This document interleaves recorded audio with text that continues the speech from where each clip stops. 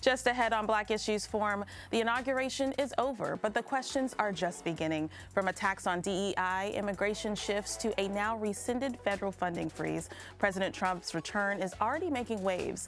What does this mean for Black communities in North Carolina, and how can we stay ahead of the changes? Join us for a critical discussion coming up next. Stay with us. Quality public television is made possible through the financial contributions of viewers like you, who invite you to join them in supporting PBS NC.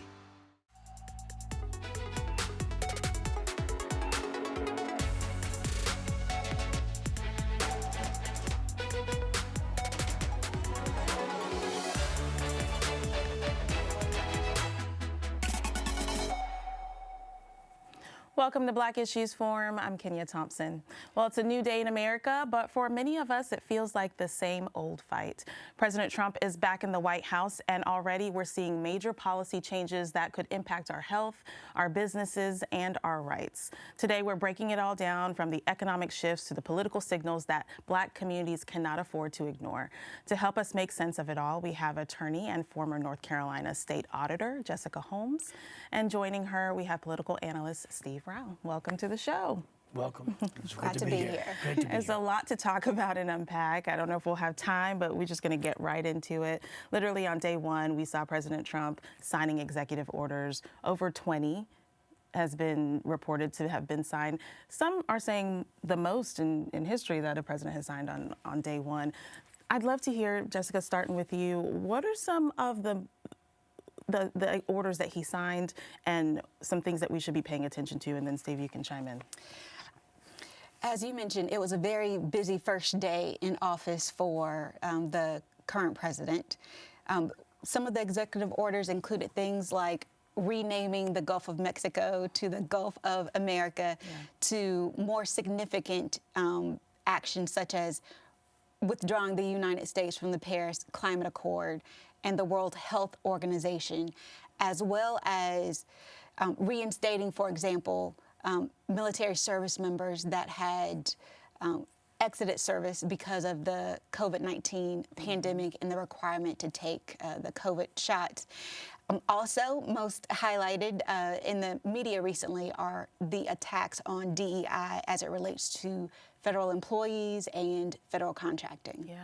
Steve, what impact do these orders have, potentially, the things that Jessica just highlighted? Yeah, they have really direct impact. I mean, I think, we've got a lot of monies that are coming in, and we're going to talk about federal in a little while, but for DEI programs. So it affects our university programs, DEI programs, people that have employment for those areas.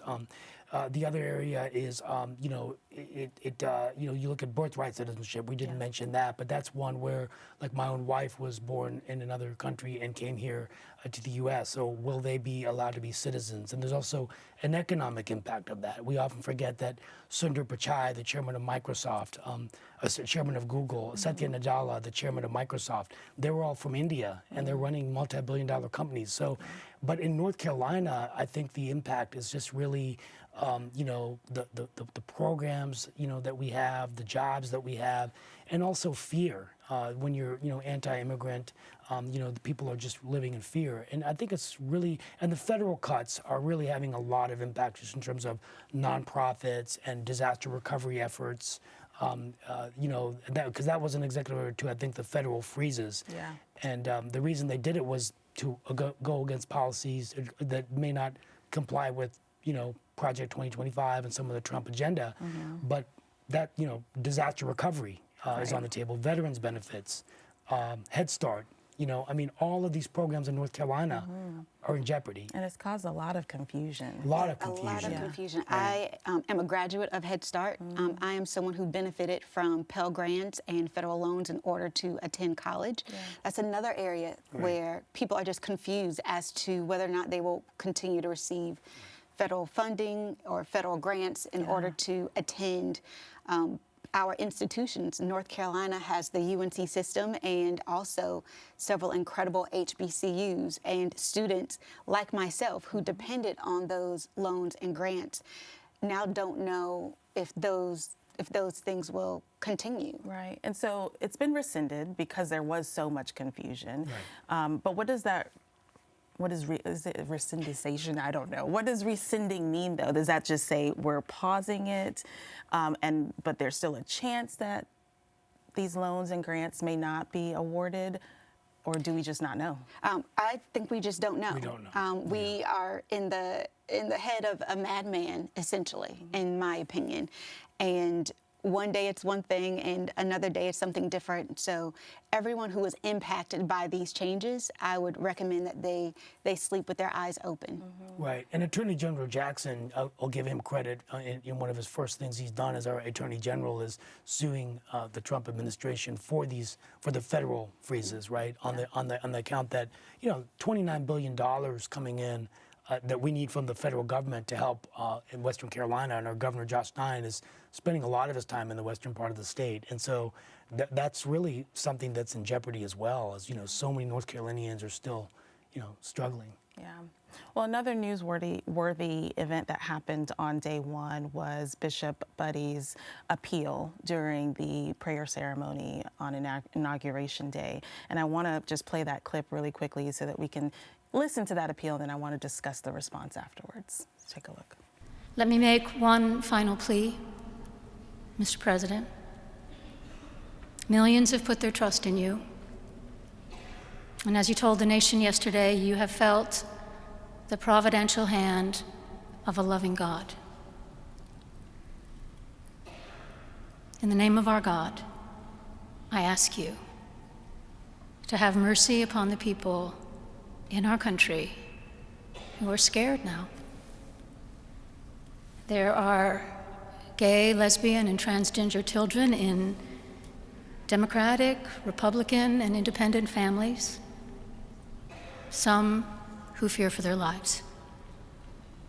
And the people who pick our crops and clean our office buildings, who labor in poultry farms and meat packing plants, who wash the dishes after we eat in restaurants and work the night shifts in hospitals, they may not be citizens or have the proper documentation, but the vast majority of immigrants are not criminals. They pay taxes and are good neighbors. They are faithful members of our churches and mosques, synagogues, wadara, and temples.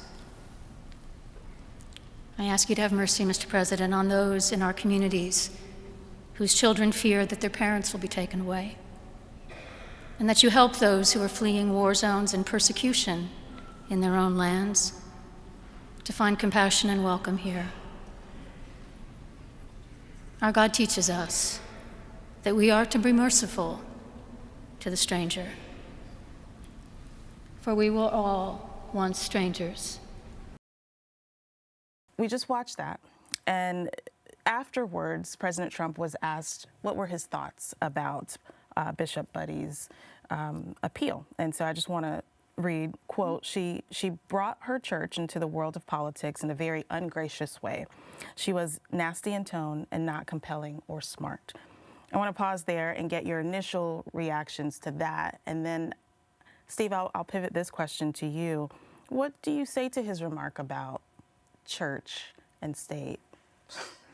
Well, I think he's being hypocritical, because if there's any president that I think has gone away from the First Amendment, that you can't promote one religion or favor any religion, is President Donald J. Trump, now the 47th president, and also was the 45th. If you look at his first term, he had a Muslim ban. He provided faith-based exceptions to support discrimination.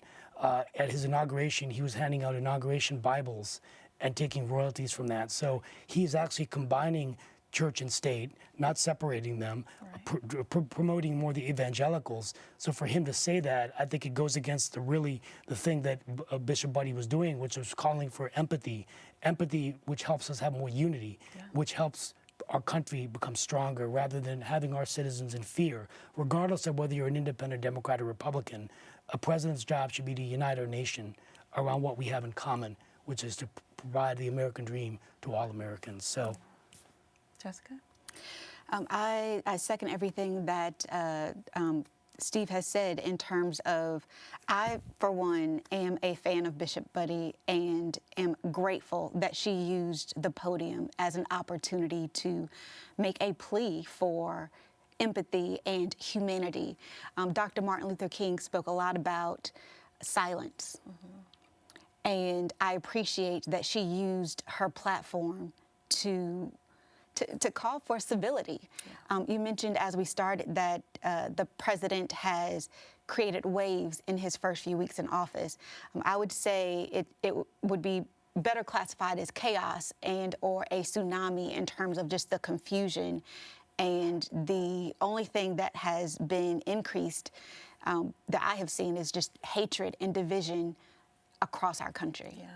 And on the contrary, we saw, I believe it was a little earlier in the day, Reverend Lorenzo, I believe, who essentially remixed Martin Luther King's speech, in my opinion, not a very tasteful way, but he had nothing to say about that, which we know that Reverend King was of the church. Yeah. And even in that prayer, there was no rebuttal there. So it almost seems as though anything that goes against the things that he is signing into order or would like to implement then does not align, is what it feels like. Newsflash, Americans put a lot of tea into the Boston Harbor because we did not want to be led by a king or a dictator. And that message seems that it hasn't made its way to the White House. Yeah, and faith is important for us to, continue to move on as a nation. Yeah. Well, let's talk about some of the things that Bishop Buddy spoke about in her delivery. DEI, so let's address that. We've seen many public companies say either they are on the side of sticking to what they're doing with DEI or modifying their current DEI stances. So the companies that are modifying, we've got McDonald's, Walmart, Meta, Ford, Lowe's, Home Improvement, Target, Harley-Davidson, John Deere, and Amazon. Okay? And the companies that have come out and said that we're sticking to our DEI work is Pinterest, Costco, Apple, Microsoft, Elf Cosmetics, Delta, and Cisco, just to name a few. What do you think the real statement behind those companies that are saying we're no longer doing DEI? What are they really saying to the public? Jessica, I'll start with you. I would say that they are saying to the public that they don't want our dollars. For example, we talk a lot about black jobs. And when I think of black jobs, I think of President of the United States, Vice President of the United States, black astronauts, black lawyers, doctors, entrepreneurs. And so when we talk about black jobs, we should also talk about black dollars. And what those companies are saying to me is that they don't want my black dollar, which is green and would be better spent at organizations and companies that better align with my values. I recently became a member of Costco. And I think people should take note of the list that you mentioned, and they should use their voices and their dollars in a way that best aligns with their personal values. Do you think that's realistic, Steve, for folks to, and I'm not disagreeing with you, just asking the question, right? Because a lot of people go to Walmart because of discounts. A lot of people go to McDonald's because that's what their kid wants. Do you think people are going to stop and say, oh, I'm not going to go here today? Is that realistic to think, and do these companies realize that? I mean, it could be a risk, right? I think first of all, these companies are, being very short-sighted because any business isn't going to succeed unless you have talent, and the competition for talent is very fierce. So, Microsoft, Apple, the Ciscos of the world, and we want more technology companies here, in my opinion, to grow these high-paying jobs. They're not going to leave Silicon Valley and come here for a state that doesn't support DEI, right? But I think that they're being short-sighted because I don't think people are going to want to go and support people who don't provide diversity companies, and that could affect them. I'm not an expert on that, but I think that it is also, I think, going to hurt those companies in terms of bringing in talent, right? And so, I think that, and we often, I look at it as an economic development issue. I mean, we all remember what happened with HB2, right? The billions of dollars are pulled out. So fortunately, we have a governor in Josh Stein that's very embracive of diversity and inclusion. So him being the front end of our economic development efforts, along with the new Commerce Secretary Lee Lilly and Chris Chung at EDP NC, I think we support diversity, which is important for economic growth and creating jobs. Yeah. So it's short-sighted. And you mentioned talent, but we also have access to goods. Right. Yeah. So, for example, several of these companies are withdrawing or removing areas of their stores that were a part of their DEI initiatives. So when you're talking about people going into these locations, you're also talking about the fact that they can no longer access certain goods that they might be going into that store to purchase. Yeah. Another topic that's been highly contentious is immigration. We've seen, well, I've seen, because I'm a TikTok scroller, I see people, especially for like the Raleigh-Durham area, don't go hang out here because ICE is staked out, right? Don't take your kids to school today because ICE may visit. Steve, I'll pivot to you for this question. What is the status of illegal immigrants and the potential that they may? As of today in North Carolina, our legislature has supported through HB, I think it's Senate Bill 382, that ICE can come and detain illegal immigrants. So if you are here illegally, you are in jeopardy today in North Carolina of being deported. So if people see a police car, I'm hearing stories that they're getting really afraid it's ICE. It might just be a Mooresville policeman or in any town. Yeah. So there's fear. And so there are organizations that are providing training if someone comes and says, where are your papers, right? There are many people from India who are scared because their children are here. They were documented dreamers. And so they came here legally. Their kids are aging out. Well, if, the president in December told Kristen Welker that he would be in favor of extending DACA protection if the Democrats and him work together, but now no one really believes that, right? So what if they just come and say, you have to leave? And then the birthright citizenship. There's a lot of rumors out there. Can they take away my citizenship? No. The 14th Amendment says you're born in the United States or a naturalized citizen. But to answer your question, I just think there's just a lot of fear and uncertainty. Yeah. And this has really got people in angst. Imagine if someone comes into your school.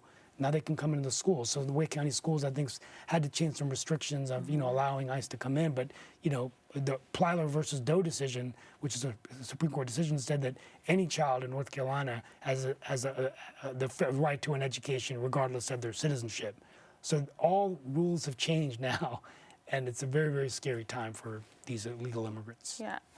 And I hear you when you say, they can't take away my birthright citizenship. However, there's a lot of things we thought they couldn't take away. So how can I feel secure in that? Well, you can feel secure in that it would take an amendment to our Constitution to change the 14th Amendment, which takes 2/3 of the Senate and 2/3 of the states. So it can't happen. Okay, to make you feel comfortable. Yeah, it can't happen. But I mean, if the president wanted.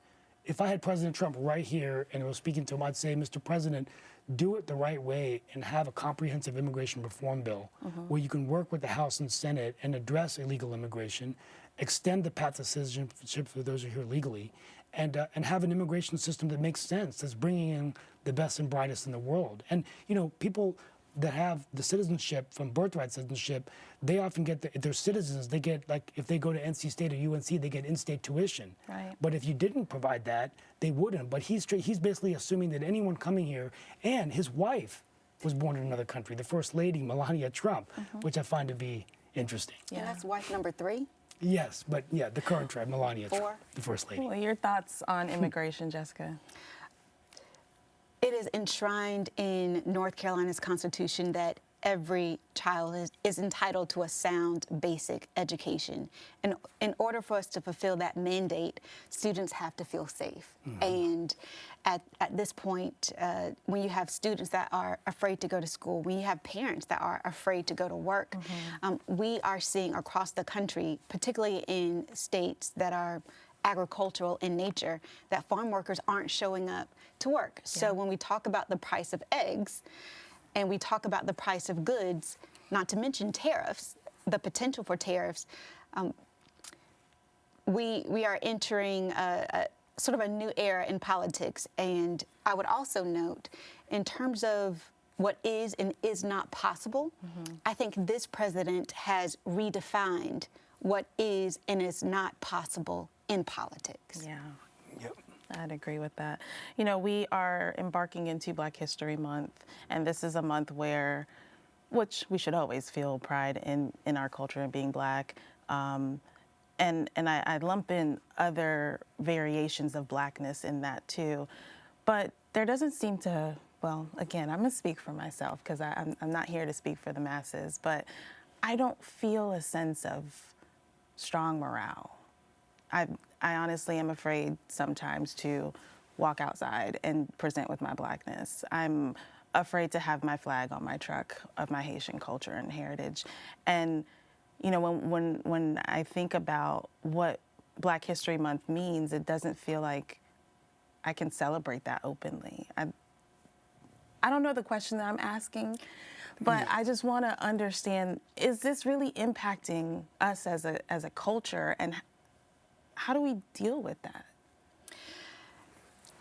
I would be a multimillionaire if I could unpack all of that, but I think the reality is, at least for me, it has made me step further into my Blackness. And the reality is I celebrate Black History Month 365 days of the year. And you know, I am not deterred by whether or not, you know, I didn't ask the president whether or not I could celebrate Black History Month. Yeah. And his opinion of whether it should or should not exist is irrelevant to whether or not I celebrate my Blackness and I celebrate my culture. But I do agree that on election night, I felt as a Black woman less safe in America. And so while people are talking about the price of eggs and illegal aliens, a term that I disagree with in and of itself, I mean, we're talking about people. Right. We're talking about humanity. We're talking about what Bishop Buddy was trying to get across, that America was founded upon a melting pot. Mm-hmm. Yep. And when we talk about the elimination of DEI and people of color in general feeling less safe in this country, we should also be mindful that the greatest beneficiary of affirmative action and DEI initiatives are not Black people. Right. And the only thing I'll add to that, because I know time is limited, is that, you know, when you're Trump 2.0, Trumponomics, you know, it's deregulation. It's a terrifying experience, isn't it? Not to play on words, but high tariffs, which are going to lead to higher costs. These policies are going to hurt marginalized communities. They're going to pay higher prices for things. The elimination of DEI programs will threaten Black Americans who still face discrimination in the workplace, right? Transgender and LGBTQ, there are Black Americans that are in that category. So all of these policies will hurt minority communities. And I think that, and then the final thing we don't talk about is the environment. Deregulation makes it a worse environment, environmental policies. And when that happens, it's been proven that poor Black communities will suffer with bad environment, bad water, not clean drinking water, those kinds of things. Yeah. So these are all on the table, but it is Trump 2.0. It is Trumponomics. He's delivering what we said, and we now have to be prepared as the American people on what the economic and cultural consequences are for a nation. Yeah.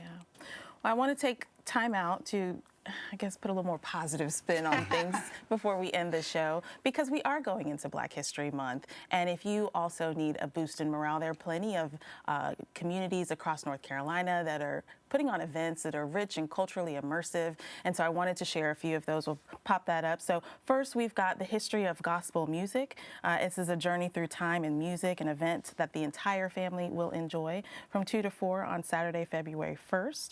If you're watching this in real time, that is tomorrow. That's going to be at Mount Calvary Word of Faith Church in Raleigh off of Sanderford Road.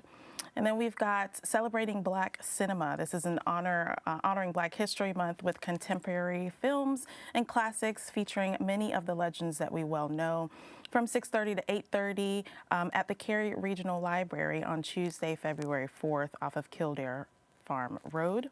And then we've got A Taste of Black. This is a sweet and soulful experience where you get to enjoy some food made by some amazing chefs, immerse yourself in culture, love, and community. This will be held from 7:15 to 10:15 on Friday, February 7th, over there off of Seaboard Avenue, downtown Raleigh. And then lastly, for this week, we are sharing the Afro Legacy Fest. This is going to take place at the Harry Gant Center in Charlotte. Hands-on art experiences, discussions, dance workshops, and so much more. It's a whole day thing. Bring your family out 12 to 5 p.m. on Saturday, February 8th. So again, that's at the Harry Gant Center in Charlotte, North Carolina. So lots of great events that people can attend and kind of rebuild community, build up our morale back up. Be positive. And be positive, right? Because that's what we need. That's what we need. Absolutely. Well, thank you so much for being here. We had a lot to dissect. A lot to unpack. A lot to unpack. Yes, as I said, but happy Black History Month to all of happy you. Black History Month. Thank you so much, And belated Steve Happy Rao. New Year. Jessica Holmes, thank you so much. And we thank you for watching. If you want more content like this, we invite you to engage with us on Instagram using the hashtag Black Issues Forum. You can also find our full episodes on pbsnc.org/Black Issues Forum and on the PBS Video app. I'm Kenia Thompson. I'll see you next time.